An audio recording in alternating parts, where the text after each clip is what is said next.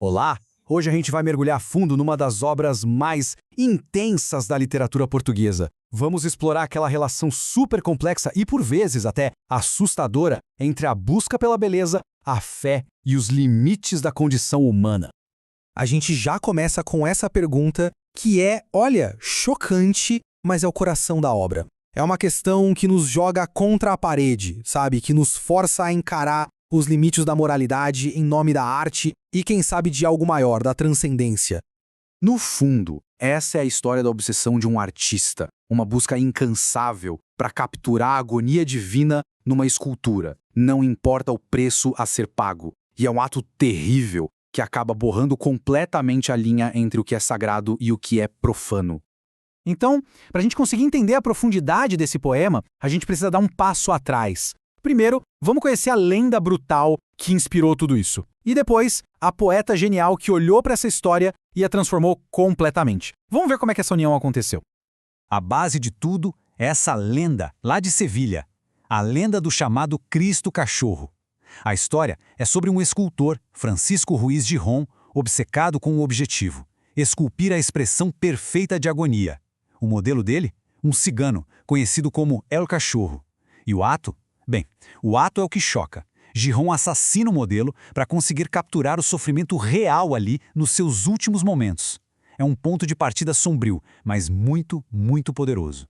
E aí entra ela, a poeta que pega essa lenda e a transforma em alta literatura. Sofia de Mello Breiner Andressen, uma figura gigante da literatura portuguesa. A genialidade dela era exatamente essa, sabe? Pegar o que é concreto, o que é do chão, o que é até violento e encontrar-lhe uma ponte para o espiritual, para o transcendente. Foi inspirada nessa lenda que ela escreveu O Cristo Cigano, lá em 1961. E ela não faz isso de qualquer jeito. A forma que ela escolhe é bem específica. Um livro, poema. O que é isso? Pensa assim, não são só versos soltos. É uma narrativa longa, uma história com começo, meio e fim, toda contada em poesia. No caso de O Cristo Cigano, a obra é dividida em 12 partes, 12 cantos que nos levam por essa jornada bem obscura. Ok, agora que a gente já tem o contexto, vamos para o centro da nossa análise. Qual é o verdadeiro significado por trás de toda essa violência no poema? Porque, veja bem, não é uma violência gratuita. Para a Sofia, ela funciona quase como um portal para entender de um jeito muito mais fundo o que significa encontrar o sagrado no nosso mundo. E aqui a gente tem a chave de leitura da própria autora. É a grande virada, a grande revelação da obra. A Sofia diz que o tema central é o encontro com Cristo. Só que não do jeito que a gente costuma pensar. Não num sentido de doutrina. Para ela, é o encontro com a pobreza, a miséria, a solidão, o abandono, o sofrimento, a agonia. O encontro com Cristo é, na verdade, o encontro com o outro que sofre. É uma mudança de perspectiva total.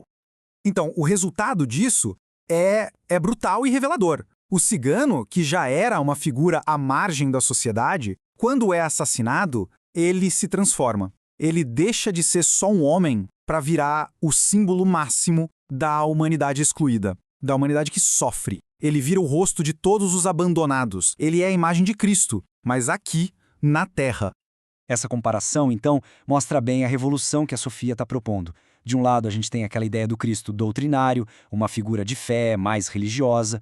Do outro, o Cristo de Sofia, o rosto cru, palpável, do sofrimento humano no mundo. É um convite para encontrarmos o sagrado não só nos altares, mas no rosto de quem precisa, na dor de quem foi excluído. Uma visão muito, muito humana. Certo. Agora vamos mergulhar um pouco mais fundo nessa jornada do escultor, que é cheia de paradoxos. É a mística da agonia.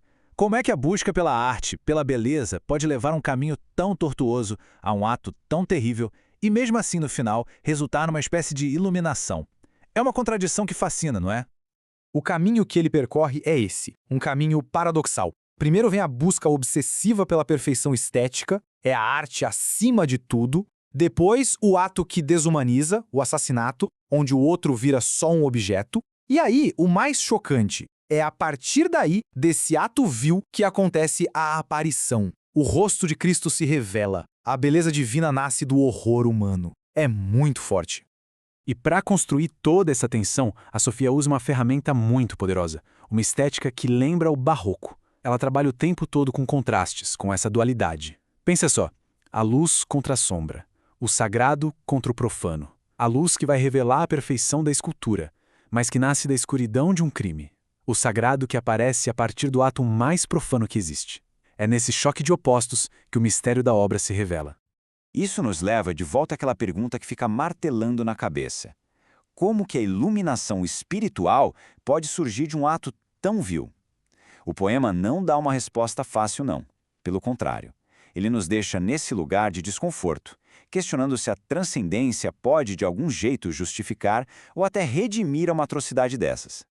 E para fechar, vamos ver como esse poema não fica só na contemplação mística, sabe? Ele dá um passo além. Ele se transforma num chamado poderoso para uma justiça de olhos abertos. É a ponte da contemplação poética para uma crítica social.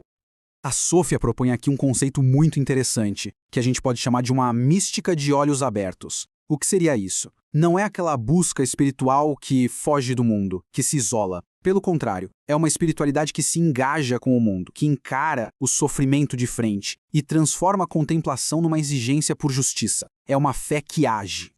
Porque o sofrimento do cigano ali não é uma coisa abstrata, poética. Ele é real, ele conecta os temas transcendentes do poema com a realidade social e política.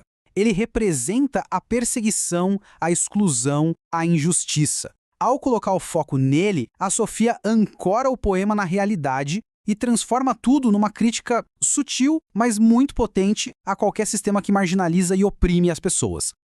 E a gente termina com essa reflexão, com essa pergunta que o poema deixa no ar para nós. Onde é que o sagrado reside de verdade? Na perfeição da arte, na obra-prima, ou na contemplação do sofrimento? O que é mais sagrado, a obra de arte perfeita ou o simples ato de reconhecer e se compadecer da dor do outro? A resposta que a Sofia sugere, essa resposta nos desafia até hoje.